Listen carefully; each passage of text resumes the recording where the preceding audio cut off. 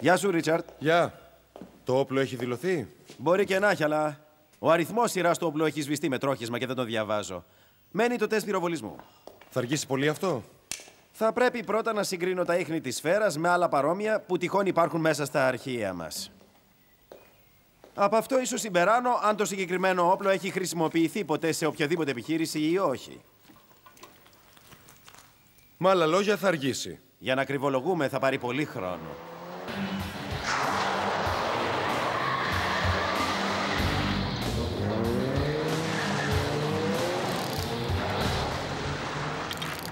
Ο νέος δίνει γερά γκάζια. Ήξερα κάποιον που οδηγούσε πολύ καλύτερα. Ξέρω ποιον εννοείς, πατέρα.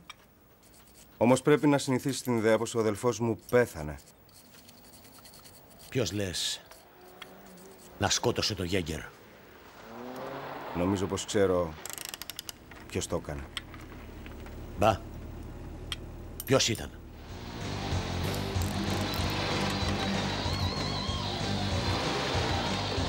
Γεια σας.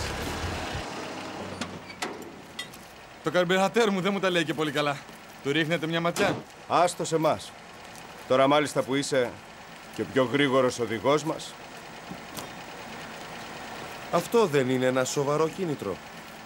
Τι θέλετε πάλι εδώ? Πάντα μ' άρεσε η κουβεντούλα. Τότε γιατί δεν ήρθατε από το σπίτι μου? Εγώ ήρθα, αλλά εσύ έλειπες. Σκέφτηκα ότι μπορεί να σε βρω εδώ. Θέλετε να μιλήσουμε? Πολύ καλά. Μπείτε μέσα. Πολύ καλή ιδέα. Έτοιμο? Ναι.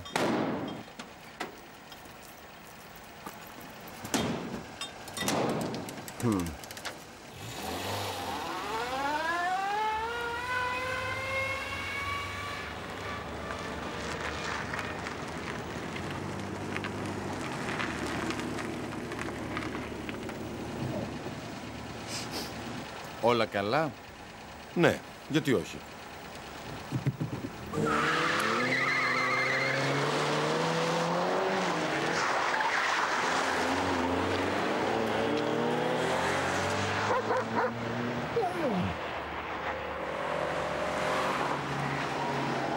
Βρέθηκε η άδεια οπλοφορία σου? Είναι στο ντουλάπι. Α,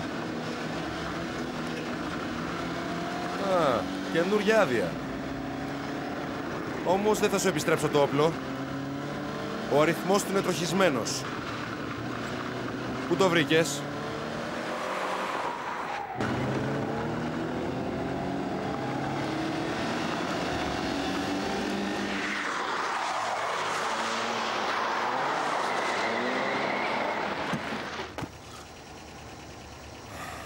Το αγόρασα σε ένα σταθμό.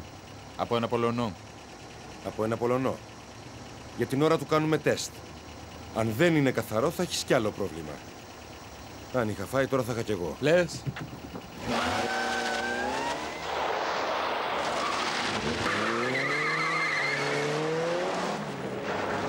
Μήπως μου έχεις δώσει ψεύτικο όνομα και πλαστή ταυτότητα? Θα ήταν καλύτερα για σένα αν μου έδινες τα αληθινά σου στοιχεία.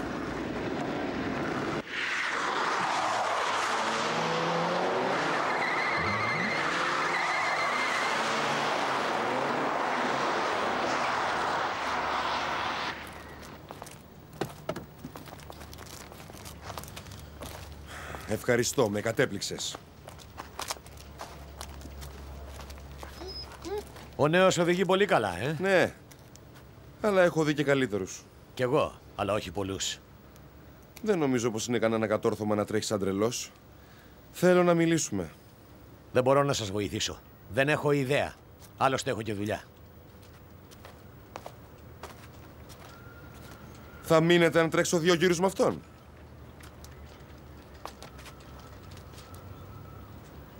Ναι.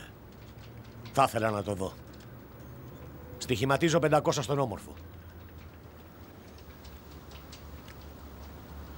Καλώς. Τα διπλά. 1000. Είμαι μέσα. Αλλά μετά θα τα πούμε. Αν έρθεις πρώτος.